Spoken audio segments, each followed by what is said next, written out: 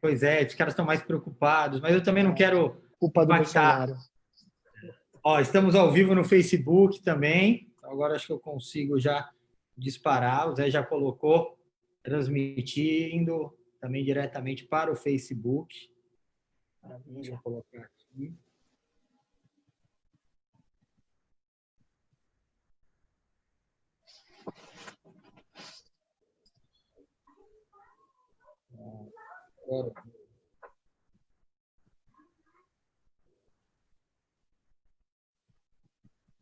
Agora acho que deu certo. Show. Para quem chegou mais, Igor Lemos, bem-vindo.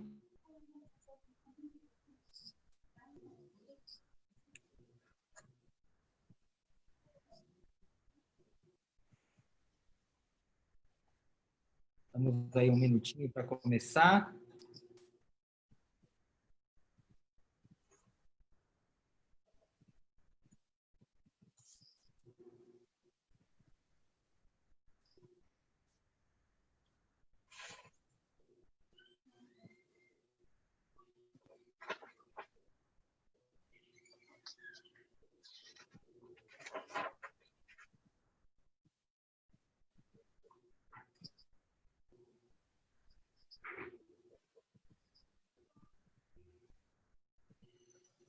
Aline Paraguaçu entrou aqui também com a gente pelo webinário, bem-vinda. Leandro, olha quem entrou também, Fábio Rossi Prado. Grande Fábio Olha Rossi Prado. Olha quem mais tem. Grande Fábio Rossi. A gente vai brincando com a turma aí, porque tem um pessoal que é amigo de longa data. Então, aqui a gente tem esse exercício para fazer. Até preocupa um pouco as perguntas que podem surgir, né? Quando a gente vê algumas pessoas que estão se juntando a gente. Eu conto com a habilidade do Zé para filtrar. O Zé vai ter bastante trabalho hoje, viu? E quizá excluir alguém dessa conversa, entendeu? A gente tem existem estágios de sanções, isso é importante. Mensagem já foi passada. Tá certo, ficou claro. Ficou claro. Muito bem, vamos iniciar agora, 4h em ponto. A gente inicia o segundo webinário da Academia Universo. E eu estou um misto de emoções aqui. Ansiedade, porque é meu primeiro webinário. Então, focalizar esse bate-papo, fazer esse papel de entrevistador é algo que não está nas minhas habilidades, mas estou aprendendo aos poucos. E segunda emoção muito forte é uma alegria de estar com o Leandro, que é um amigo de mais de 30 anos. Eu fazendo as contas aqui rapidamente, eu mudei lá para a nossa rua, para o nosso bairro, em 1989. Então, hoje, a gente tem uma longa história com distanciamentos e aproximações, e eu fico imaginando que as pessoas podem estar agora nos assistindo e pensando, caramba, eles têm mais de 30 anos? Sim, temos mais de 30 anos. Pode não parecer, mas temos essa idade toda. Então, dando início, efetivamente, é o segundo webinário. A gente teve o primeiro há uma semana atrás, com uma condução primorosa do Zé Ricardo, uma entrevista lindíssima com o Ceará, um multicampeão do futebol, vitorioso com o Internacional, campeão do mundo, Cruzeiro, enfim, abordaram um tema maravilhoso, que é a questão da resiliência, e foram muito felizes em colocar a questão de ser atemporal, um comportamento atemporal, uma competência, melhor dizendo, atemporal. E hoje a gente tem a possibilidade de falar sobre competências comportamentais. A gente não tem nenhuma ideia de esgotar todas as competências, a gente não tem nenhuma pretensão de trazer conceitos fechados sobre as competências. O que a gente vai colocar aqui são visões, reflexões sobre como essas competências impactam no nosso mundo, principalmente no ambiente corporativo e profissional. Muito linkado, principalmente com a experiência de vida profissional do nosso convidado, que daqui a pouquinho ele vai poder contar muita coisa e falar aqui com a gente.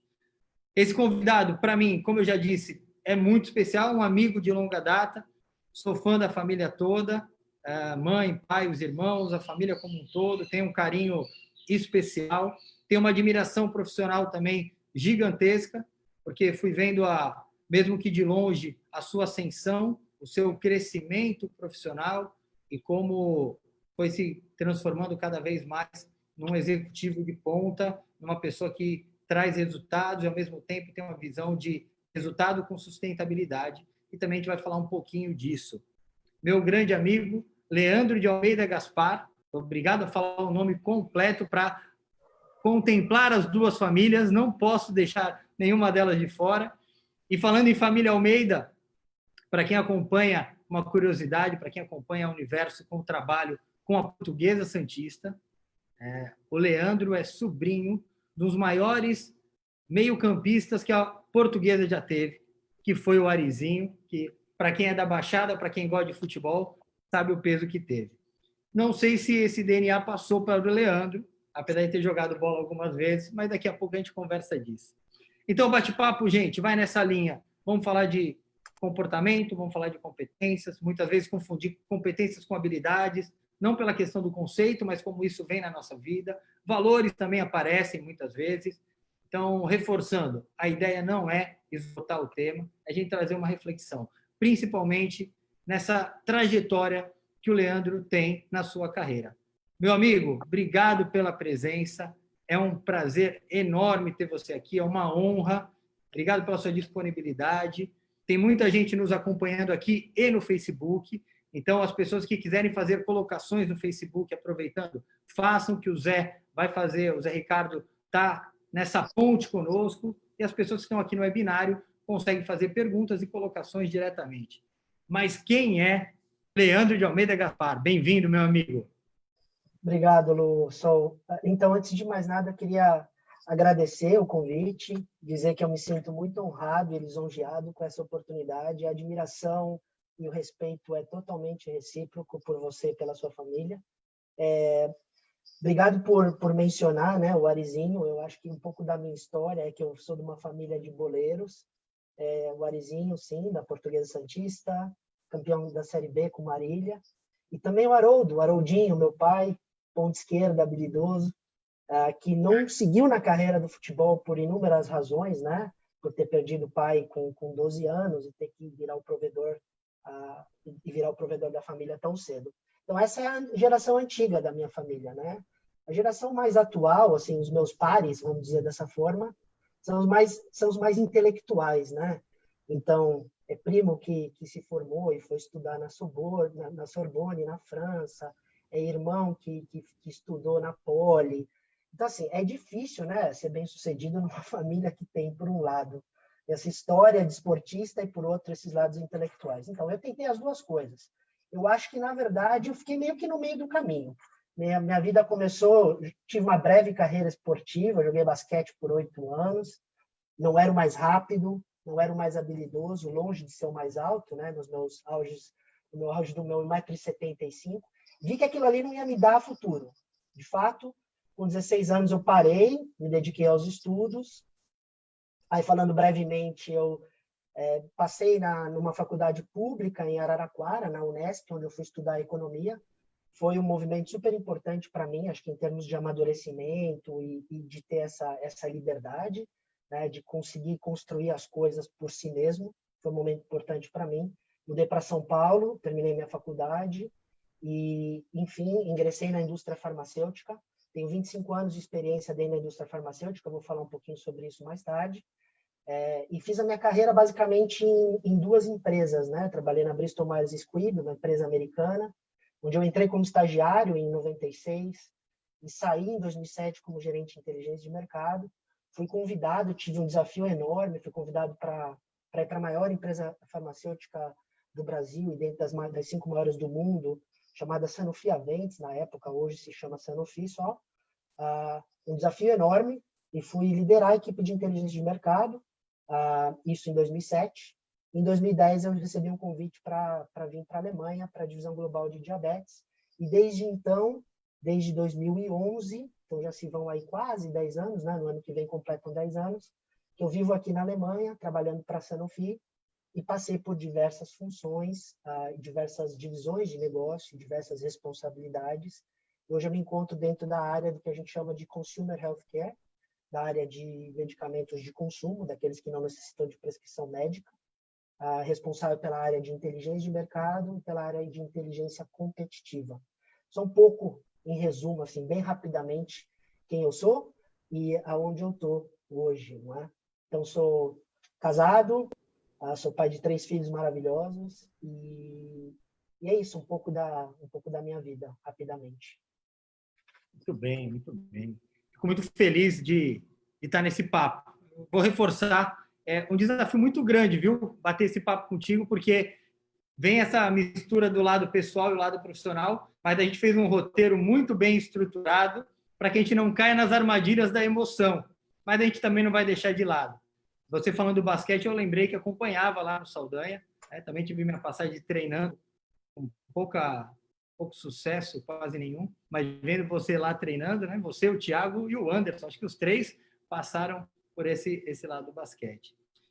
Para a gente continuar o nosso papo, tem muita gente aqui conosco, já estamos com 18 participantes aqui no Zoom, então as pessoas vão chegando, é um dia útil, né? Então a gente vai trabalhando nesse sentido.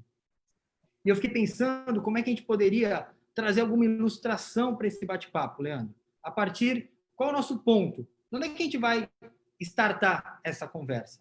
E aí eu pensei da gente pegar um vídeo bem curto, como ilustração, como estímulo lúdico. E aí a gente vai conversando e costurando toda a nossa fala e o nosso bate-papo frente a esse estímulo, que na verdade é um pit stop. São 2 pit stops, que é aquela, para quem não sabe, aquela parada no automobilismo, onde as pessoas precisam trocar um pneu, trocar uma roda, consertar algo no carro, colocar um combustível. Só que um aconteceu em 1950 e o outro em 2013. E aí eu queria que a gente assistisse juntos esse vídeo e a partir daí a gente vai no nosso bate-papo, tá bom? Deixa eu fazer aqui meu compartilhar de tela. Ó, tem mais 17 pessoas no Facebook, então agradeço a participação de todos. Como já foi dito, se coloquem, façam contribuições e essa é uma conversa aberta para todos nós. Deixa eu estruturar aqui. Onde está? Muito bem. Está vendo a tela aí? Sim. Beleza. Vamos iniciar o vídeo. Perceba os detalhes.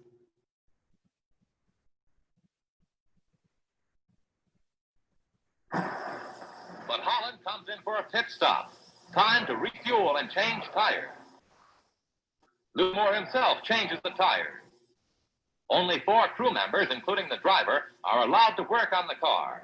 It's a tense time. Holland stays in his seat, anxious to get away. Let's watch.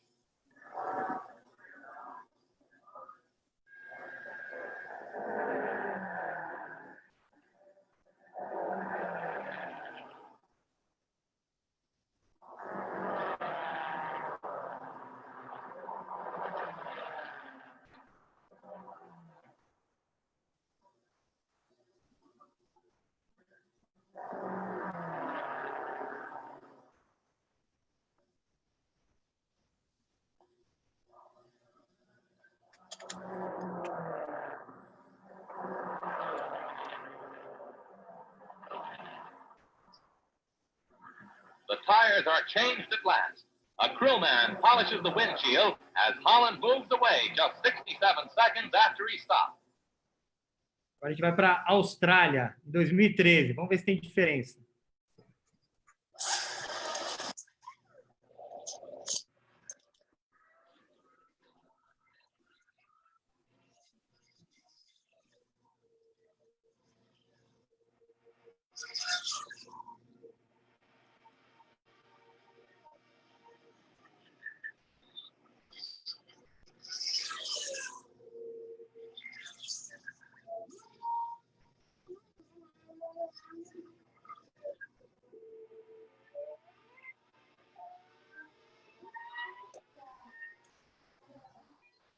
Muito bem. Vou interromper a tela aqui. voltar para nosso bate-papo. Eu sou encantado com esse paralelo que eles fizeram, assim, a capacidade de linkar dois momentos tão especiais. E muitas reflexões vêm quando eu assisto um vídeo desse. Algumas são meio que óbvias, que é a questão da mudança, principalmente mudança em tecnologia. Obviamente, não aconteceu uma mudança de 1950 direto para 2013, né? Assim como a sua trajetória de vida não começou, não mudou de 96 como estagiário direto agora porque você estrutura como tua função, né? Como nada da nossa vida de uma maneira ou de outra. Então, mudanças, está aberto a mudanças, a questão da tecnologia, a questão de organização, a questão do planejamento. Mas eu queria que a gente mudasse um pouco o foco nesse vídeo e não ficasse só na execução dele como um todo, mas que a gente suspendesse o nosso olhar e pensasse da seguinte forma: o pit stop, ele é uma parte dentro de uma grande estratégia. Ele é uma forma de conseguir atingir um objetivo, que é ter vitórias, ao mesmo tempo você ter a questão de mais pontos e, consequentemente, chegar no campeonato mundial, no caso da Fórmula 1. Olhando para tudo isso, aliado às competências, habilidades, atitudes que aparecem no vídeo, na execução, para mim vem muito uma questão de inteligência, de uma inteligência competitiva. Isso é traçado para que algo aconteça em detrimento ao que outra escuderia, que outra equipe de automobilismo faz. Leandro, você que está mergulhado nessa busca por inteligência de mercado, inteligência competitiva, que paralelo você consegue traçar entre esse olhar, uma estação dentro de algo muito maior e uma relação da inteligência de mercado? Maravilha. Eu acho que o vídeo simboliza muito várias das questões que você abordou. Só deixa eu começar, antes de responder a tua pergunta, dizer duas coisas. Fiquei curioso por esse vídeo, fui buscar mais informações, não é? Descobri que o recorde de pit stop hoje foi feito em 2019 com Max Verstappen em 1,82 segundos. Eu sou apaixonado por Fórmula 1, antes de mais nada. Eu assisto Fórmula 1 praticamente sempre que tem corrida, né? Infelizmente ainda por conta do corona, as corridas foram canceladas. Mas enfim, 1,82. Ou seja, esse vídeo de 2013, assim, foi muito demorado perto do que já é hoje. Então, o que as equipes buscam, na verdade, é um perfeccionismo extremo. Eles trabalham com muita repetição, com muito treino, e eles buscam a perfeição. Hoje tem mais de 20 pessoas. Não sei se vocês repararam ali no vídeo, 20 carinhas de vermelho ali nesse pit stop da Ferrari, ao passo que em 65 eram só 4 pessoas, 3, né? Porque o piloto não sai do carro para trocar pneu e só eram 4 autorizados. Ou seja, mudou muita coisa também. Mas hoje as pessoas têm uma função ali mecânica, né? Tem um cara que só põe e só tira o pneu, tem outro que só parafusa, tem os outros que só ficam ali para ver onde o carro vai parar. Tem um backup, sabia? Tem um backup do cara que suspende o carro, tem o backup da frente, tem o backup de trás, ou seja, é um nível de perfeccionismo, de planejamento espetacular. Dito isso, porque isso faz parte da mudança, a gente não vai chover no molhado, tem a questão da inteligência. Ou seja, para mim, esporte de ponta, na verdade, é a melhor analogia que se pode existir em termos de inteligência. Não só eles fazem o pit stop em menos de 2 segundos hoje, como eles sabem exatamente quando eles têm que fazer o pit stop, para que o carro não volte atrás de nenhum tráfego, e eles têm que monitorar o que os competidores estão fazendo, né? Então a Ferrari tem que monitorar o que a Mercedes, o que a Red Bull estão fazendo, porque para os outros eles não se preocupam tanto. Então, assim, é um trabalho de inteligência e as peças vão se mudando, porque as equipes mudam a estratégia. Não é uma coisa que se sabe. E a partir da mudança de estratégia, você tem que adaptar com velocidade qual que vai ser a tua estratégia. Então, esses caras têm plano A, plano B, plano C. Então, em termos de inteligência, é uma coisa assim absurda. O nível que esses caras atingiram hoje dentro das equipes de Fórmula 1. Dito Sofisticado, isso, né? é super sofisticado. Mas dito isso, o que eu acho importante é que as pessoas que estão ali, embora elas estejam fazendo digamos, um trabalho naquele momento, são engenheiros, né? E são engenheiros de ponta. A gente não está falando de gente que só está ali para trocar o pneu. Eles têm a visão do todo. E acho que essa visão sistêmica do todo é o que faz eles... uma vez, então, eu vi um vídeo do Jack Welch, CEO da General Electric, né? Esse vídeo é espetacular para mim, falando que o seguinte, um líder, na verdade, a gente tem muitas terminologias hoje, né? Muito se fala de Chief Executive Officer, de Chief Technology Officer, de Chief Marketing Officer, e o Jack Welch fala de Chief Meaning Officer. Então, o verdadeiro líder, a pessoa que está desenhando essa estratégia, ela tem que ter um nível de liderança que ela faça com que as pessoas entendam a visão do todo, para elas trabalharem por esse perfeccionismo. Porque só treinamento não faz você chegar lá. As pessoas precisam entender por que elas estão indo, aonde elas estão indo, mas o que tem lá esperando por elas. Né? O campeonato, a vitória na corrida, o sucesso do grupo, né? Que você está trabalhando por uma coisa... Então, assim, essa visão sistêmica, para mim, é fundamental. Então, as coisas têm que estar meio que casadas. Essa inteligência existe, precisa ter uma mente, de fato, brilhante, uma equipe, mas quem está ali operacionalizando, né, quem está ali fazendo a troca, né, no caso do pit stop, tem que comprar essa estratégia. Se eles não comprarem essa estratégia, você não consegue chegar no resultado que você precisa. Com inteligência não é diferente. Você faz o mapeamento das ameaças, você tem um entendimento para onde os seus competidores estão indo, mas você precisa ter, de fato, quem execute aquela estratégia e que execute com maestria, porque senão você não consegue chegar no teu resultado. É esse o paralelo que eu faço um pouco. E, assim, uma coisa que é super interessante é que eu sempre usei o esporte nas minhas analogias. Eu acho que faz com que isso aproxime as pessoas de uma coisa mais tangível, mais real. Esporte é uma coisa que move muita gente, independente do esporte que seja.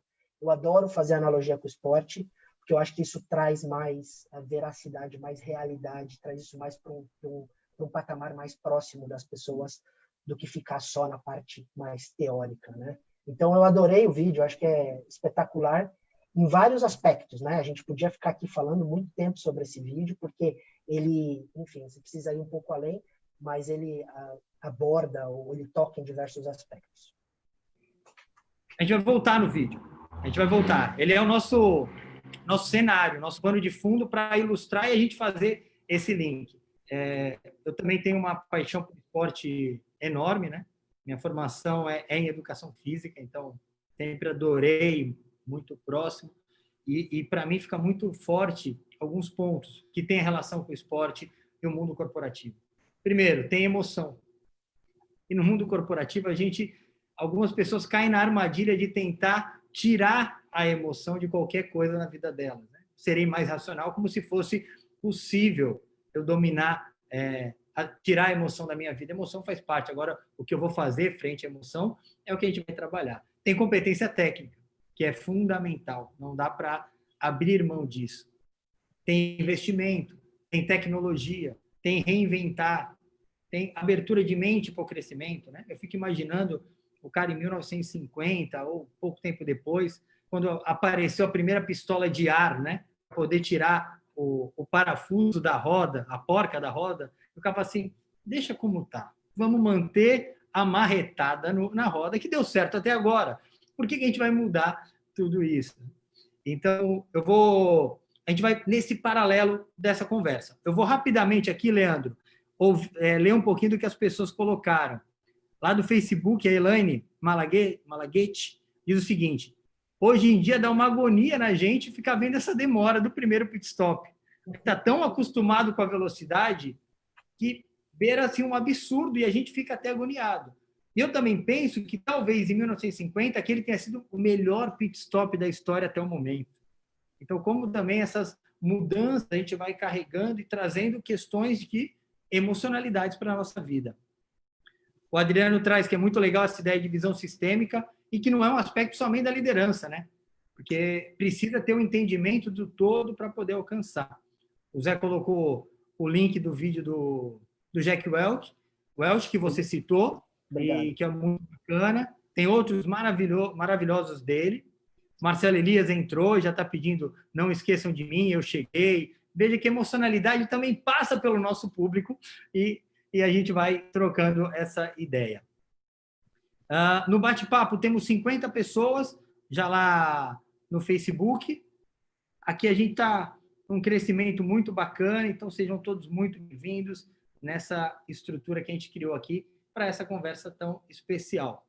Voltando para o nosso bate-papo, Leandro, você trouxe que a pessoa precisa comprar ideia, ter entendimento do todo, porque assim ela está muito mais apropriada daquilo e vai fazer o seu melhor, buscar entregar de uma maneira mais eficiente.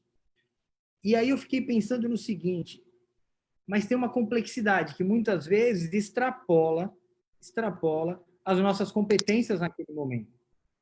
Porque se a gente for pegar o Fórum Econômico Mundial, ele levanta, né, nas suas edições, quais são as top 10 habilidades para o futuro. E uma que recorrentemente vem aparecendo é a questão da resolução de problemas complexos. Você, com a tua experiência profissional, olhando para o mercado, e você que tem uma interface mundial, como a gente já conversou e você me contou, né, conversando com culturas diferentes, histórias diferentes, pelo mundo inteiro, é uma atuação globalizada, enxergar essas variáveis que vão interferir nos resultados da companhia é também lidar com resolução de problemas complexos. Como é que tu vê isso, tanto na relação do vídeo, como na relação do teu cotidiano e na função que você exerce mais no presente? Então, eu acho que tem duas vertentes aí que eu gostaria de abordar. Uma é a questão, muito se fala de resolução de problemas complexos e, na verdade, isso é uma competência que cada vez mais vai ser exigida. A gente, obviamente, é chover no molhado falar da tecnologia, falar da robotização, da automação. Várias funções que existiam no passado não existem hoje. Algumas que existem hoje não vão existir daqui a 5, 10 anos. Isso é sabido. Assim, essa automação está aí, não tem como competir com isso, como nadar contra essa maré. Agora, o trabalho de inteligência, o trabalho de resolução a resolução de problemas complexos, ou quando entra a inteligência humana, é uma habilidade que vai ser cada vez mais exigida, obviamente, por conta disso. Como eu enxergo essa questão, acho que tem primeiro de tudo, você olhar para o problema e tentar estratificar o problema ou dividir o problema em problemas menores, né? Essa é uma estratégia que se usa muito de dizer, olha, não adianta você querer atacar o problema grande, o problema está lá, você tem que entender ou simplificar o problema, ou tentar estratificar o problema. Acho que o que as organizações hoje estão fazendo de forma inteligente, na minha opinião, é trabalhar com equipes multidisciplinares, o que eles chamam hoje em inglês de tribes ou squads, que são tribos ou esquadrões, eu acho que seria, né, a tradução. São equipes multidisciplinares, são equipes que são empoderadas, que elas não estão ligadas à hierarquia. Então, você tem alguns especialistas de diferentes funções que olham para o problema sobre ângulos distintos e complementares. Isso faz com que você consiga estratificar esse problema, que você consiga olhar com ângulos diferentes e que você consiga acelerar na solução do problema, desde que você tenha esse empoderamento, né? Que você não caia na armadilha de voltar nas hierarquias, nas amarrações, nos alinhamentos, que é isso que algumas grandes organizações ainda estão nesse modelo. Isso faz com que o processo seja... Então, hoje, por exemplo, para dar um exemplo muito mais tangível, mais prático, a área de inovação. A área de inovação dentro das organizações hoje trabalha muito nesse modelo de esquadrões, sem hierarquia, com pessoas empoderadas de diferentes áreas, área regulatória, área legal, área de marketing, comercial, financeira, juntas, como se fosse numa estrutura matricial, para trazer a resolução, para ganhar velocidade. Então, são áreas que hoje, assim, e a gente está falando de problemas extremamente complexos, né? Esse é um lado. Eu acho que o outro lado que a gente não pode esquecer é a questão dos soft skills, né? Porque muito se fala de competência técnica, e de fato é fundamental competência técnica em qualquer área, mas os soft skills são aquelas coisas que você carrega com você, né? Então, a questão da flexibilidade, da adaptabilidade, hoje, toda essa realidade que a gente está tendo, esse lockdown mundial já há um mês, a questão do comprometimento, da motivação, acho que foi abordado com maestria a resiliência na semana passada, a capacidade de se comunicar, capacidade de persuadir. Então, tem várias questões que são habilidades naturais. Que você pode desenvolver, obviamente, mas são soft skills. Isso, para mim, é fundamental. Né? Porque a capacitação técnica é uma coisa que você desenvolve. Já dizia no passado que você contrata pelos soft skills e você desenvolve as competências. Não é?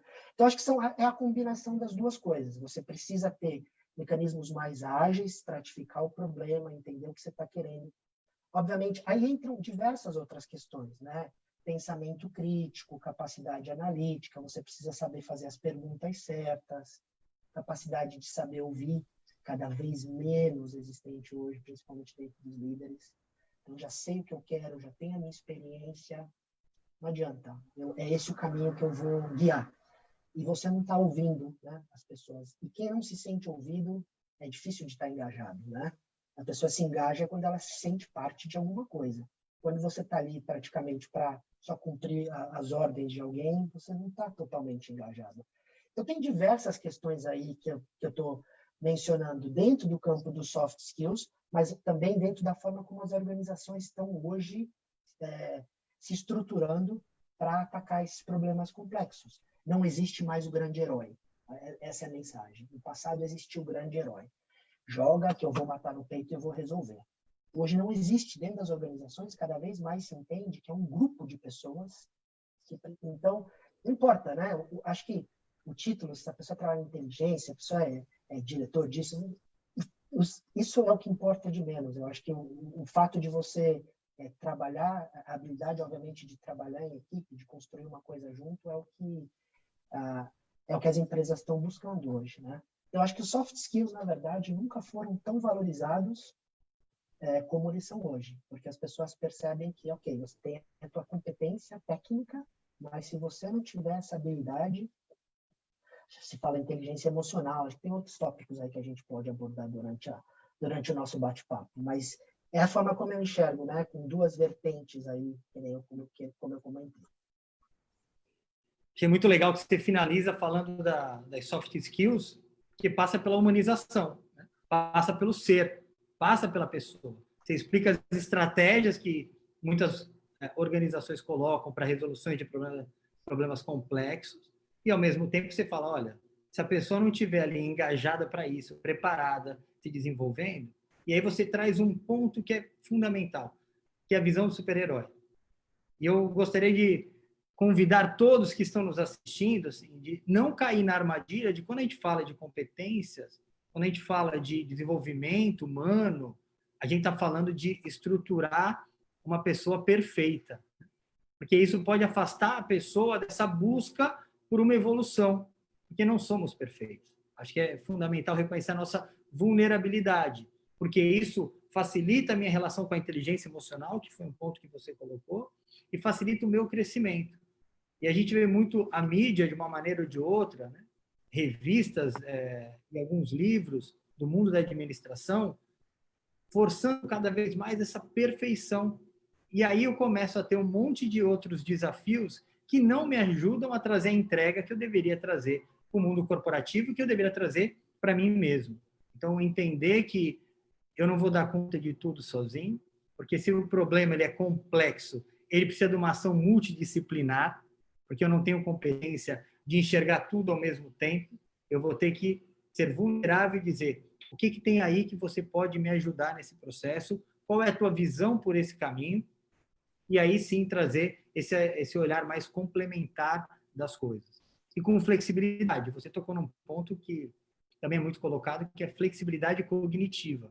E você, num papel de liderança, você muitas vezes pode ser confundido quando você está buscando uma flexibilidade cognitiva ou está trabalhando frente a esse comportamento, ser confundido como eu não sei para onde eu vou. As coisas mudam. Então, mas era isso agora? Já não é mais? Parece que não existe um plano, parece que não existe uma estratégia. Para você, Leandro, com essa tua experiência de liderança, de projetos, de mudança, né? Dentro de uma indústria farmacêutica, onde os estudos são cada vez mais acelerados, as mudanças, as novas informações são frenéticas. Essa flexibilidade cognitiva, qual a diferença dela por eu não sei para onde eu vou? Muitas vezes no senso comum pode ser confundido. Mas enquanto você pensa em responder, eu vou dar uma lida aqui, porque o pessoal tem feito algumas contribuições sensacionais. A Solange falou o seguinte, Solange Ordones: olá a todos, bem oportuno mencionar que é preciso mapear as ameaças, mas importante também identificar quem operacionaliza as situações. Claro, vai no eu, vai no indivíduo, vai passar por isso. O Adriano Ribeiro, que é nosso sócio da UNO, e você falou um aspecto muito legal, que as empresas contratam por competência técnica e muitas vezes demitem por essa competência comportamental que não foi atendida, né? E o Adriano faz um trabalho lindo com o ensino médio das escolas aqui em Santos, preparando, ajudando esses jovens a cada vez mais estruturar o desenvolvimento de competências comportamentais. Tem sido um trabalho ímpar e tem ajudado muito essa turminha. Ele fala assim: Leandro, a multidisciplinariedade é muito importante. Você acha que ela oferece o perigo de que as pessoas saibam de muitas coisas, porém com pouca profundidade? Segura aí para você encaixar também naquela colocação que eu fiz. Igor Franco, não sei se você lembra dele. Lógico, claro. Que orgulho do meu parceiro de ataque do GAFA, grande Leandro, excelente tema debatido, um abraço. O Igor foi vice-artilheiro da história do GAFA, né? O que já é um grande feito, né? Parabéns, Igor. O Igor é um craque e é meu compadre. Batizei a filha dele, ele batizou meu filho. Então, além da gente ter pessoas aqui de vários caminhos, tem também amigos bem próximos. Mas vamos lá, eu te falei da confusão da flexibilidade cognitiva e o Adriano trouxe, às vezes, com tanta informação, se a gente não cai no risco de ficar na superfície das coisas. Tenta aí fazer um bem bolado dessa história. Assim, vamos começar com a questão da flexibilidade cognitiva. Eu acho que essa questão de você se adaptar a novas realidades, de você se adaptar ao inesperado, né, que está na essência da flexibilidade cognitiva, eu tenho uma história muito interessante, que quando eu cheguei aqui na Alemanha, eu tinha um chefe, e não, porque ele ainda é vivo, ele é venezuelano. E, bom, não é mais meu chefe, eu estou trabalhando, e nada, nenhum feedback, nada. Continuo trabalhando, entregando, e nada. Aí um dia eu entro na sala dele, se chama Oscar, né? E eu digo, então, Oscar, queria saber como é que estão as coisas, não é? Porque até agora não recebi nenhum feedback, queria saber se está no caminho certo, se não está. Enfim, um pouco inseguro também, foi a minha primeira experiência internacional, né? E ele chegou e falou assim: Leandro, queria te falar uma coisa. Aqui na Alemanha, se você não recebe feedback, é um ótimo feedback. Aí eu olhei para ele assim, como assim? E ele é venezuelano, né? Mas não vou falar para ele, mas você é venezuelano. Latino, né? Aí ele falou: Leandro, é assim, aqui na Alemanha é assim. Se preocupa quando as pessoas te chamarem para te dar um feedback. Eu falei, opa, totalmente diferente da minha cultura no Brasil, né? Da nossa cultura no Brasil. Que as pessoas têm a necessidade desse feedback. É uma cultura muito mais próxima, muito mais, né, latina. E aí eu perguntei para ele, ele falou assim, olha, se você então receber um feedback positivo, putz, ele falou, você está no céu, porque aqui ninguém recebe.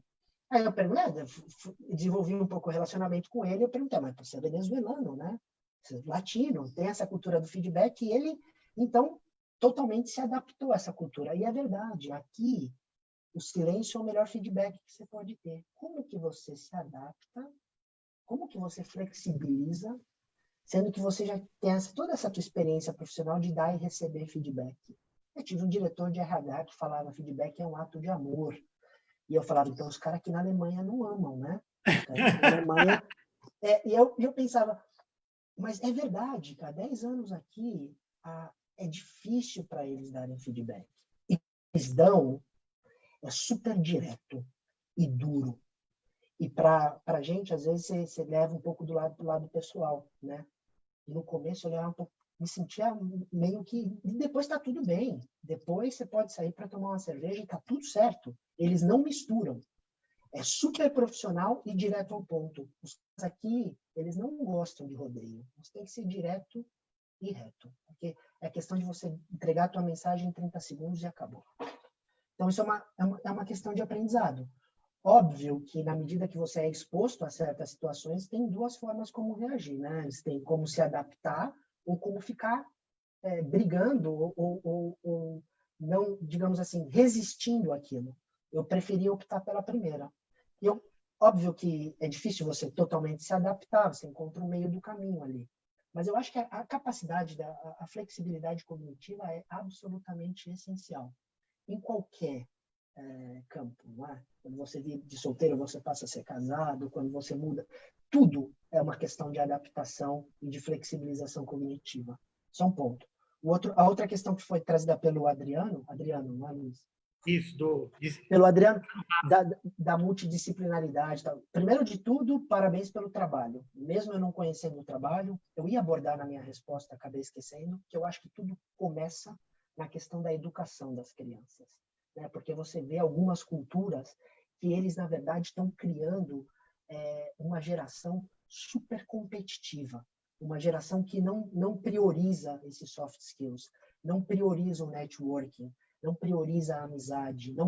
Na nossa época, a gente tentava ajudar os nossos amigos a qualquer custo. Eu fui pego, talvez minha família não saiba disso, mas eu fui pego uma vez fazendo prova para ajudar um amigo que estava de recuperação. Eu entrei na sala e fiz a prova para ele, porque ele não estava capacitado para fazer a prova e me pediu uma ajuda. Deve ter me comprado uma tubaína na época, mas eu fui lá e fiz a prova para o cara. Então, sabe o que é isso? Isso é querer ajudar o próximo, não é? Tudo bem, não estou aqui julgando o valor, mas hoje é muito difícil você ter... parece que as pessoas estão sendo mais desenvolvidas para ter sucesso do que para ser... do que serem criadas para ser. Né? Parece que estão sendo criadas para ter. Então, eu acho que essa é uma distinção fundamental. É sim um perigo, a questão da horizontalidade e a falta de profundidade, mas eu acho que hoje, cada vez mais, o que se busca é muito mais alguma profundidade, mas não tanta profundidade.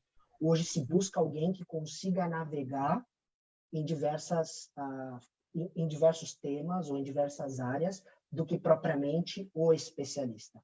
Cada vez mais, e eu estava falando de alguns... eu estava abordando isso antes, né, quando a gente falava dos esquadrões e tal dentro das empresas. Óbvio que você está ali representando uma área, mas você tem que ter um entendimento do todo, esses diferentes ângulos, esse pensamento crítico. No final das contas, eu acho que o melhor exercício para as crianças, ou o melhor exercício de formação, é fazer com que elas aprendam a perguntar, a fazer as perguntas certas. Eu acho que um dos grandes segredos do sucesso de em qualquer área é você saber perguntar. E para saber perguntar, tem uma outra qualidade ou soft skill que vem antes, que é a questão do saber ouvir. Né? Muita gente já vai moldada, já vai achando que sabe o que quer perguntar. Então, um outro caso que eu tenho aqui, numa reunião recente com a minha equipe, eu estava discutindo algumas coisas que não estavam indo bem, e foi curioso que em algum dado momento da reunião, já estava todo mundo preparado para pular e dar o seu ponto de vista. E eu parei e disse assim, olha, o maior sinal para mim de que alguém não está ouvindo é não ter uma pausa de 1 ou 2 segundos antes de você se colocar. Porque quando isso acontece, significa que você só está esperando alguém parar de falar para você poder dar o teu ponto de vista. Você não está nem assimilando, você não está digerindo absolutamente nada do que está sendo falado. Então, acho que a questão do saber ouvir, de saber fazer as perguntas certas, é o que a gente pode mais ensinar a essa geração. Então, de novo, parabéns pelo trabalho. Não sei se eu consegui responder a tua pergunta, se eu não consegui, mais do que feliz de a gente se conectar e curioso para saber qual é o trabalho que você está fazendo aí. Parabéns. Foi excelente. Pessoal, a galera está muito curiosa, viu, para saber como isso acontece na Alemanha. Então, eu vou não vou conseguir de todo mundo, me perdoem. Depois eu fico à disposição para para fazer essa ponte com o Leandro, para ajudar, mas o Adriano, até complementando, falou, gostou muito da história do feedback na Alemanha, falou um eterno 7-1, né? Não tem... A Lena falou, Leandro, como vocês estão engajando os profissionais neste momento de pandemia, nessa cultura alemã? Então, só para você conhecer um pouco do que o pessoal tem colocado. O Luizinho Matos, levando em consideração que a motivação está muito ligada a sentimento, com todo esse comportamento frio perante a nossa cultura, como isso acontece por lá. Então, eu acho que sempre pode ser uma curiosidade contigo, né? Como é que é essa mudança de cultura? A gente não vai conseguir dar ênfase para responder todas as curiosidades, mas eu acho que o ponto principal que eu estou vendo, e aí eu queria trazer isso para a tua história, é a questão da flexibilidade, a questão de ser capaz de se adaptar sem perder valores. E você falando sobre a história de ter feito a prova pelo amigo, né? Que, eu não sei, para mim isso tem um valor muito maior do que o que você fez de errado. Para mim o valor é muito mais forte do que qualquer outra coisa.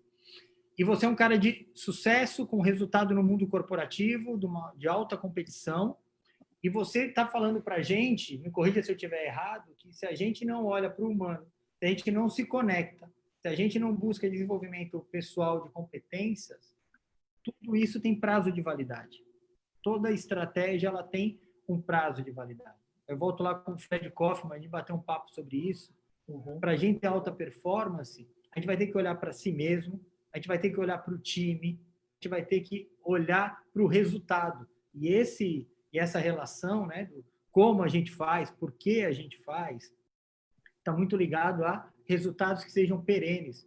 E no ambiente de liderança, a todo momento existe uma escolha que é muito difícil de ser realizada. Porque você está num ambiente de ambiguidade.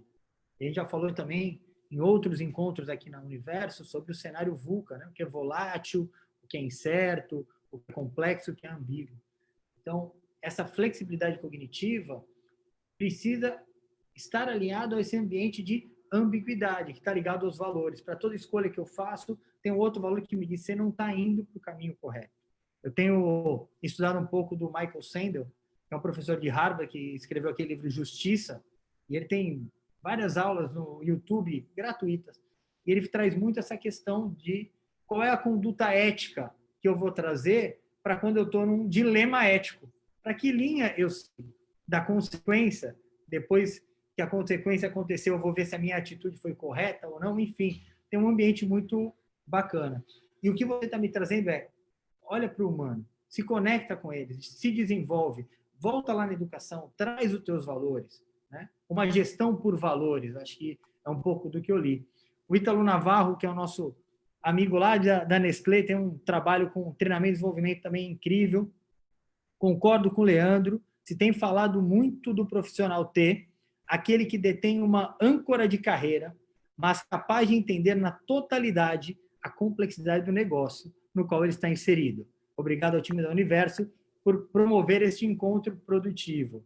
E aí o Júnior Branco tem também uma colocação, o Adriano, Marcelo de Souza fez também colocações. Eu peço perdão porque a gente não vai conseguir esgotar todas. E o Ednilson fala aqui sobre saber ouvir, como desenvolver esta habilidade em um mundo envolto de ansiedade. Né? Então, a gente tudo é muito rápido. É verdade. Tenta trazer uma visão mais enxuta, até por conta do nosso tempo. Eu e você somos duas pessoas bem pragmáticas no horário e para a gente poder seguir nosso esquema. Me ajuda aí, Leandro.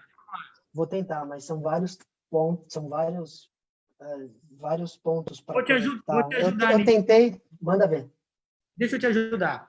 De tudo que foi dito, e tudo é muito relevante, tem uma ressonância muito forte com o que você trouxe, com a nossa proposta aqui hoje. Mas qual que você puxaria agora que está mais forte para você e que para poder a gente seguir para a próxima temática? Tá, eu vou começar pela questão que foi colocada por esse profissional da Nestlé, não me recordo agora o nome, peço desculpas por isso. O Ítalo. Concordo plenamente, né? Entrou numa questão aqui mais, digamos, de definição, mas o que se buscava no passado era o profissional I, e hoje se busca mais o profissional T. Concordo plenamente, era isso que eu me referia à questão da horizontalidade e uma certa profundidade, mas não só profundidade. Uma curiosidade aqui na Alemanha, e acho que uma das perguntas que é interessante é como se manter motivado e tal. Para mim, um grande aprendizado aqui é o seguinte: aqui existe muito mais automotivação, aqui existe muito mais autodesenvolvimento, aqui existe muito mais auto.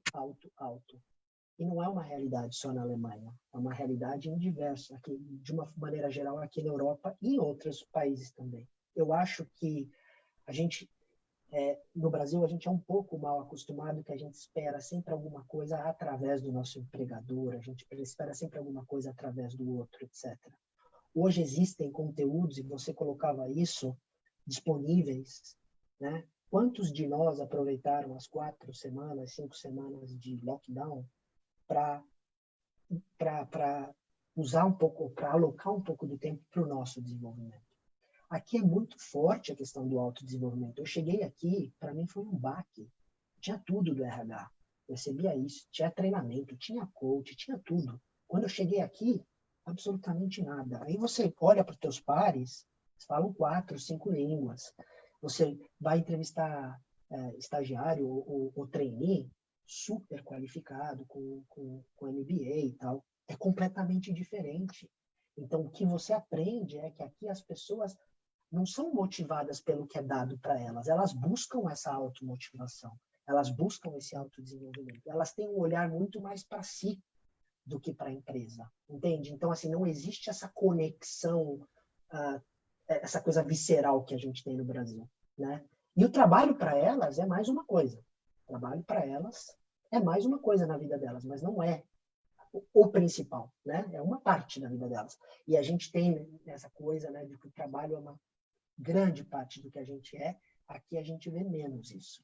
Então tem uma série de questões que culturalmente são vários ensinamentos para você, né? Mas eu acho que para mim essa questão de fato de você buscar por você é fundamental. Eu esperava muito isso vir da minha empresa, eu criticava, né? Por que o RH não faz isso, não faz aquilo? Aqui, estou por conta. E minha equipe está por conta, meus superiores estão por conta, porque é assim que funciona. E você vai ficar criticando, você vai ficar desmotivado por conta disso, você vai buscar outras formas. E hoje a gente tem a felicidade de ter muitas coisas à nossa disposição. Eu acho que um componente fundamental é a questão da inteligência emocional, né? Porque é como você lida com todas essas mudanças, como você lida com essas culturas diferentes, como que você se coloca, como que você faz as pessoas se engajarem quando, por natureza, elas não querem se engajar, ou né? Aqui é engraçado, e não é só aqui na Alemanha. Se está frio, eles reclamam. Se está calor, eles também reclamam. Se está chovendo, eles reclamam. Se está sol, é porque está muito seco. É uma cultura de sempre reclamar. Mas porque eu acho que eles não têm, assim, comparado com outros países, né, como o Brasil e outros, eles não têm os mesmos níveis de problema. Então, para eles, aquilo é um problemaço, porque não tem criminalidade, a criminalidade é baixa, né? Não vamos dizer que não tem. Pobreza é baixa. Eles não têm problemas essenciais. Em proporção, ele vai buscar esse problema para poder reclamar. Ele vai buscar esse problema para querer reclamar, né? Ah, não fez sol esse final de semana. Ah, tudo bem, mas né, não tem outra coisa para falar? Então, assim, acho que então, voltando à questão, para mim, o que fica muito é essa questão da inteligência emocional. Várias vezes, em vários momentos da nossa vida, a gente se depara com uma situação completamente inusitada. E como que você gerencia aquilo tudo?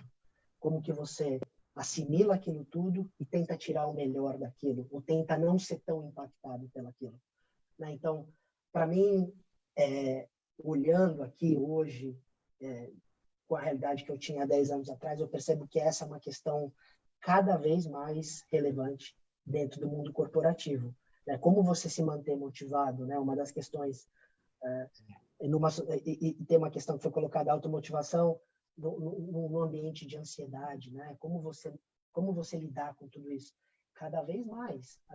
Trabalhando em inteligência de mercado, A gente tem uma montanha de informação, né? Eu não consigo dar conta de tudo. Acho que uma das questões que eu também aprendi ao longo da minha carreira é de que eu trabalhava sempre para atingir a perfeição. Trabalhava sempre. E em um dado momento, eu percebi que aquilo não conseguiria mais dar conta daquilo. E você começa a ter que rever os teus padrões de qualidade com algumas questões. Ou você trabalhar no 80-20, né? Quanto que você entrega, quanto que você consegue entregar que seja de uma qualidade suficiente, mas que você consiga atender às diferentes demandas que você tem. Porque, na verdade, é o que se espera, o que as empresas esperam hoje, é que o profissional esteja resolvendo os problemas, né? Então, você hoje é chamado para um projeto, igual aconteceu comigo na prática, que eu não tinha briefing nenhum. E entra num call sem saber absolutamente nada e está ali tomando nota e se preparando. Totalmente inesperado. Então, assim, acho que a realidade é que hoje você precisa ter, você precisa desenvolver. Para mim, é essa questão que fica mesmo, né, daquilo que a gente tinha falado antes já, mas, obviamente, da inteligência emocional, que a gente não abordou tanto nesse bate-papo. Primeiro, parabéns pelo poder de síntese aí, né? Que veio uma enxurrada assim, tá super bacana olhar o bate-papo. Acho que você também tá, de alguma maneira, conseguindo ver o que as pessoas estão colocando. Então, esse aspecto da automotivação, mas ter uma estrutura apoiativa, o Marcelo de Souza colocou, também ajuda, claro, né? Mas essa busca pela autonomia. E aí, você falando um pouco da sua história, o Alexandre e José de Lima também fez uma colocação, muitas pessoas se colocando. E eu lembrei do vídeo, né, que a gente assistiu logo no começo, que aí eles estão na expectativa de chegar o carro da Ferrari e tem uma pessoa lá em cima que tira um papelzinho do chão. Até fiquei passando o mouse ali para ver se as pessoas percebiam isso. Ele vai e tira um papelzinho antes do carro chegar. Com certeza não é escopo de trabalho dele tirar aquele papelzinho dali. E pegando essa analogia do esporte e essa atitude daquela pessoa, para mim vai muito de encontro do que você falou, de buscar cada vez mais melhores entregas e, ao mesmo tempo, entender qual é a sua limitação. Porque a busca pela perfeição também chega uma hora que você não dá conta disso pela emocionalidade, por outras questões que a tua vida acaba te trazendo de uma maneira ou de outra. Então, para mim, ficou muito forte esse aspecto do rapaz tirando ali, da pessoa, melhor dizendo, tirando o papelzinho. Essa entrega de além do que é pedido, isso no Brasil é algo que é valorizado. Não estou falando que em todo lugar aconteça ou que existe uma média maior. Não sei, não tenho essa informação. Na Alemanha, esse é um aspecto que pode ser cobrado, pode ser pedido, se espera, tem essa expectativa do colaborador. Como é que tem essa visão de ir além, né? Os 110%, por exemplo. De novo, a gente cai na questão cultural, a gente cai na questão também da forma como os trabalhadores eles são protegidos, né, socialmente, em países como a Alemanha, a França. Super difícil você ter esse mesmo engajamento que a gente está esperando no Brasil. Então, também tem um caso curioso, logo que eu mudei para CHC, isso faz 2 anos e meio. Tava louco para mostrar, né? Tava louco para entregar, tava louco para enfim, mostrar para eles que tinha sido uma aposta correta, eles me trazerem de diabetes para consumer health. E logo no começo peguei um projeto e eu fui muito além do que se esperava, né? Fui muito além, mas eu me dediquei, eu fui, né, trabalhei bastante, consegui. E no que eu entreguei, obviamente vieram mais pedidos, vieram alguns follow-ups daquela minha entrega, então se tornou uma coisa maior, um projeto. Meu chefe me chamou e falou: Leandro, você toma cuidado, porque você está no momento de demonstrar aquilo que você toma cuidado, o que ele usou, a palavra que ele usou foi: você toma cuidado para não virar refém da tua competência. Então, se você entregou já nesse nível em 1 mês, imagino que esses caras não vão querer de você daqui a 1 ano. Dito e feito, ele estava certo. Mas é difícil, né? Porque culturalmente você quer fazer o melhor. Mas aqui eles trabalham pelo 100%. Eles não buscam os 110, os 120 culturalmente. E eles sabem que é muito difícil, né? É difícil. No Brasil, você tem um aviso prévio de 1 mês, Estados Unidos, mesma coisa, parecido. Aqui, você tem aviso prévio de 3, 6 meses. E para você ser mandado embora, você tem que fazer muita besteira. Você tem que fazer muita coisa errada. É difícil mandar alguém embora por performance aqui. E, obviamente, se for por algum comportamento, né, extremo, ok. Mas por performance é muito difícil você desligar. Tem uma força muito grande dos sindicatos e tudo mais. É muito protecionista a Alemanha. A França é ainda mais. E alguns outros países na Europa a mesma coisa. Eles sabem que eles não precisam dar 120%. No Brasil, a gente tem que matar um leão por dia, igual a gente fala. Nível de competitividade absurda, né? Tem gente lá fora que estaria disposta a fazer o teu trabalho talvez por 60%, 70% do teu salário. Todo mundo sabe disso. Aqui é uma situação diferente. Então, culturalmente, é muito difícil buscar. Mas eles são espertos, eles estão se cercando de brasileiro, eles estão se cercando de outras, que eles sabem que vão entregar mais, entendeu? Então, esse ambiente internacional também é uma boa, não diria desculpa, mas é uma boa janela para eles trazerem outras pessoas e criarem esse equilíbrio, né? Não é todo mundo assim, obviamente, não dá para generalizar, mas culturalmente, sim, você sente. Tinha equipe no Brasil, tem equipe aqui, é completamente diferente. Você tem que adaptar, porque não adianta esperar a mesma coisa que você não vai conseguir encontrar. Achei maravilhosa essa história, né? Porque você vai com todo o seu engajamento e não fica atento que isso pode virar um standard, né? Então, o Leandro esse aqui é o padrão que ele vai entregar sempre, né? Você precisa de inteligência, de estratégia, mas é difícil você frear o teu ímpeto de querer fazer o melhor, de entregar o melhor, de tirar o papelzinho. E é uma visão muito mais ampla, né? Porque para o senso comum a gente acredita, faça o seu melhor sempre, mas será que isso vai virar sustentável lá na frente? Claro que isso não é uma apologia a entregas meia boca, Jamais. pelo contrário, eu sei, te Jamais. conheço, te mostrei o vídeo, você já foi além pesquisar, não é isso, mas fica atento, qual é o caminho, entenda a complexidade do que você está envolvido e da cultura, né? Isso foi incrível. Deixa eu só, Leandro, antes da gente seguir, tá muito bacana as colocações da turma aqui. Luiz Matos colocou muito legal essa autonomia dentro da organização. O Sérgio Henrique Pereira colocou nosso amigo aqui também. Sensacional o conteúdo. Parabéns aos envolvidos. Sempre muito legal ter uma visão diferente da nossa realidade. Estados Unidos e Japão devem seguir padrões muito similares. Forte abraço a todos. O Ítalo emenda a sua colocação se a questão do emprego e a sólida economia também corrobora para essa questão da cultura. Né? Com certeza, eu imagino, essa pergunta dele é quase que uma afirmação também, né? Que o Ítalo vem viajando bastante. 100%. Solange emenda aqui, Leandro, estou percebendo o quão é importante uma conversa transparente com o chefe gestor, sem vaidade, é crescimento, é time. E aí eu vou emendar com uma outra coisa que está caminhando para o nosso final, infelizmente, mas eu vou depois te passar todas as colocações e a gente, de alguma maneira, tenta responder e eu passo para a turma, tá? Nos canais da Universo, seria um prazer. No filme, que eu falei que seria o nosso pano de fundo, para mim tem algo que me chama a atenção sempre, que é a pessoa que fica com o hidráulico que vai levantar o carro para poder tirar, né, o elevatório ali. Que nem é hidráulico, nem pode ser mais hidráulico na Fórmula 1, tem que ser mecânico, e tem até uma questão de segurança, também fui pesquisar isso. E aí eu fico pensando a relação de confiança, dessa transparência, onde o piloto combina com o cara, estou falando combina de uma maneira simplista, só para gerar a analogia, que está vindo um carro de 1.000 cavalos, que é o que chega um Fórmula 1, na direção dele, e eles vão combinar que ele vai parar o bico do carro na linha amarela e ele vai levantar. E aí eu fico imaginando a relação de confiança de um time.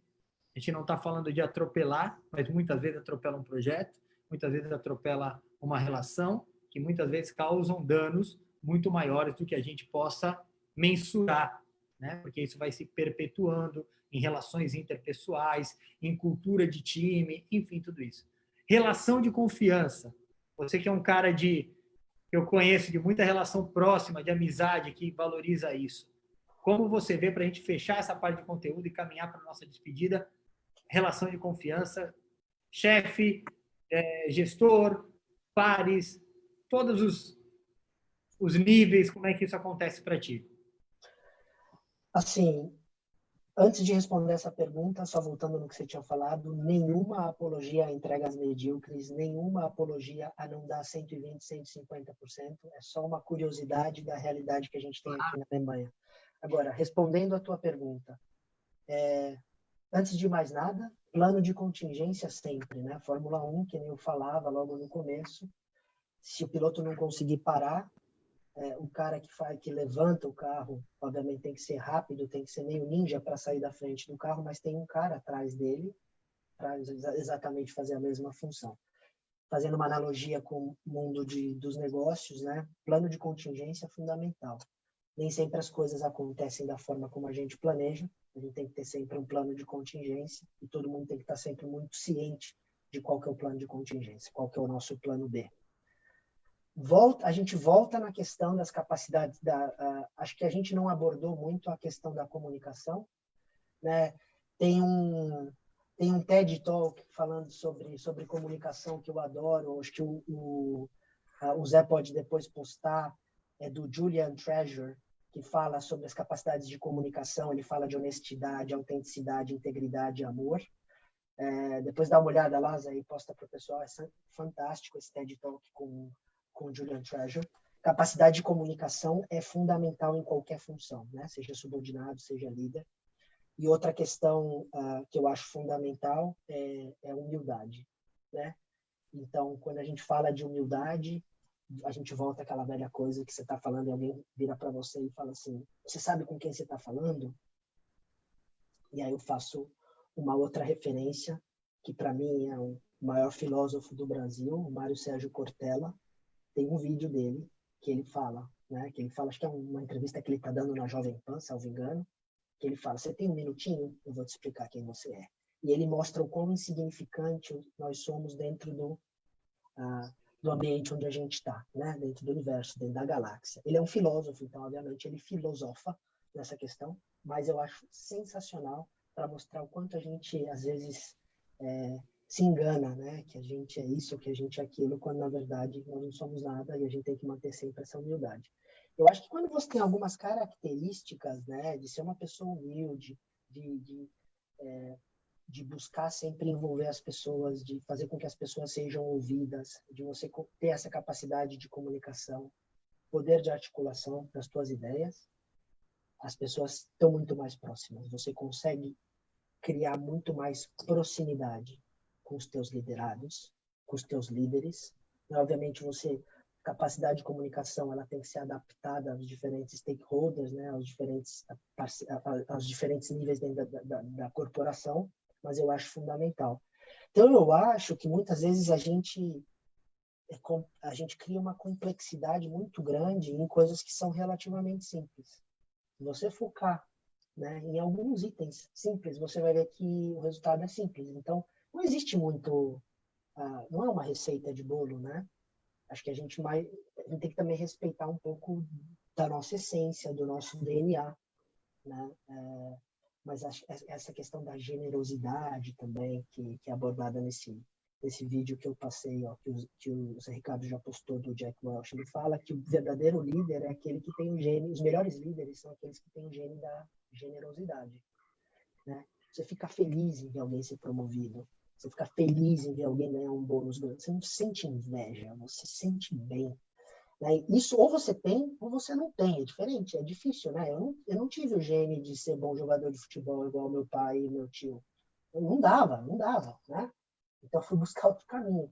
Então, assim, algumas pessoas têm que entender que, às vezes, elas simplesmente não dão para aquilo. Os verdadeiros líderes têm esse gene de generosidade. Então, assim, são várias questões, obviamente, mas eu acho que a essência está, às vezes, nas coisas simples, viu? A gente que cria muita complexidade. Estamos caminhando para o final. Estamos caminhando, ó, rodando aqui. O pessoal curtiu muito. A Mariana Nardelli, nossa amiga, fez uma colocação voltado ao aspecto da educação e autonomia, né, da Alemanha, enfim, a gente não vai conseguir esgotar isso. O pessoal elogiando muito. E com tudo isso, Leandro, para a gente finalizar, primeiro, mais uma vez, agradecer a presença de todo mundo aqui que se colocou, que de alguma forma fez perguntas, colocações no Facebook também. Mas eu queria deixar a palavra para você fazer um encerramento, falar aí uma mensagem final, algo que para você seja importante de todo esse papo, e aí volta comigo e a gente encerra essa conversa. Mas antes disso, o Leonardo Almeida, falamos do pai dele logo no começo, orgulho desse primo, então aí o filho do Arizinho, a família Almeida também representada nessa história. Conta pra gente, Leandro, fala aí uma finalização, uma conclusão que você acha pertinente para esse momento. Não vai fugir daquilo que a gente conversou, obviamente, né? Eu acho que a busca pelo autodesenvolvimento, a busca pelo autoconhecimento é fundamental. É o que eu busco para mim, é o que eu tento inspirar as outras pessoas que busquem para elas, que não esperem que alguém faça pela gente, que a gente busque esse nosso autodesenvolvimento. Eu acho que muitas das questões, das capacitações ou dos skills que a gente comentou, eles são passíveis de serem desenvolvidos, né? Você consegue melhorar naquilo. Eu acho que muitas vezes também é uma coisa interessante, as pessoas tentam investir o tempo naquilo que elas entendem que são as fraquezas dela, e você tem um dispêndio muito maior de energia para tentar mudar alguma coisa que você não faz bem, você pegar aquela energia e tentar melhorar ainda aquilo que você já faz muito bem. Então, assim, eu sempre busquei isso. Se a minha habilidade não está ali, tudo bem, eu reconheço, né? E eu vou tentar desenvolver de uma certa maneira, mas eu não vou gastar muito minha energia lá. Eu vou preferir alocar minha energia em alguma coisa que eu já faço bem, para que eu possa fazer com excelência, para que as pessoas possam olhar e falar, se tem uma pessoa que é excelente naquele tópico, naquela questão, eu já sei quem que eu vou buscar. Então, eu também uso isso muito para mim, né, de despender ou de alocar energia onde eu acho que eu vou poder maximizar meus resultados. Então, assim, essa busca pelo autodesenvolvimento, pelo autoconhecimento, é o que vai fazer a gente conseguir ser mais adaptável, o que vai fazer a gente conseguir ser mais flexível, porque, na verdade, o mercado de trabalho ele tá numa velocidade de mudança e essa velocidade só vai aumentar, né? Quem está esperando que isso dê uma desacelerada, esquece, isso só vai aumentar. Então, ou a gente entra nisso e entende que essa é a única forma da gente estar se preparando para o inesperado, da gente estar se preparando para o desconhecido, ou, né? E acho que aí só em algumas questões finais, agradecer de novo o convite, agradecer a participação de todo mundo, fiquei absolutamente encantado com a quantidade de comentários, depois dá um copy-paste aí desses comentários que eu faço questão de entrar em contato com as pessoas para dividir um pouco mais da minha experiência.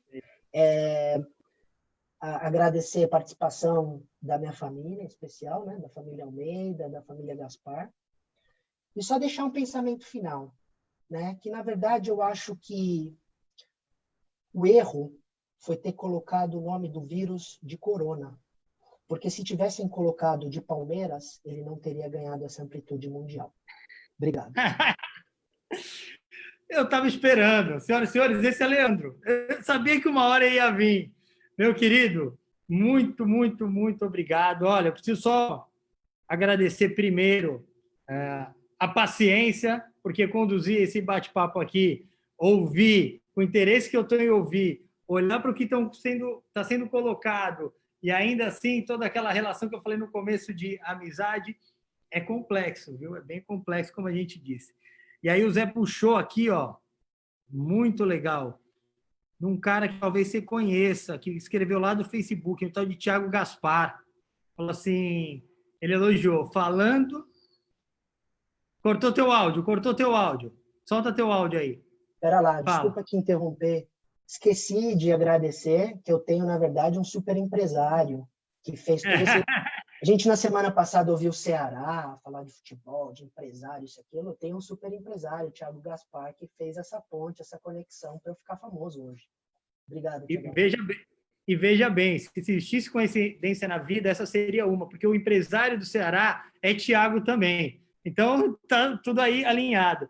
E o Thiago falou assim, falando que ele falou assim, a barra dele sempre foi alta, sortudo por ser seu irmão. Esse é Obrigado. O irmão mais novo do Leandro, que é um dos meus melhores amigos, sou super fã, e tem vários aqui que estão nessa live de hoje.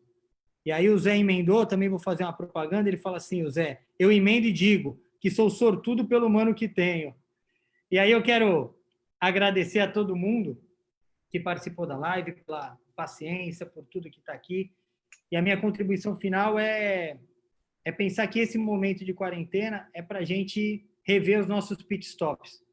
O quanto que a gente tem feito as nossas paradas, de que maneira, o quanto que a gente tem dado marretadas que não precisam ser dadas, o quanto que a gente tem sobrecarregado alguém que não precisa ser sobrecarregado. E não estou só falando do ambiente corporativo, estou falando em casa, da família, né? Eu tenho pensado muito nesse tempo aqui de quarentena, já mais de um mês que a gente está aqui, eu, minha esposa e meu filho, e como eu reconheço com muito mais veemência todo o cuidado que ela faz pela nossa família, né? Então, entender isso, que a gente seja capaz de reconhecer as pessoas que estão no nosso pit stop da vida, porque a gente nem sempre vence corrida e nem sempre o carro está inteiro no final, mas se a gente tiver essa humanização que o Leandro trouxe tão bem no aspecto das competências humanas, das relações para entrega e resultado, a gente vai passar por essa com muita facilidade.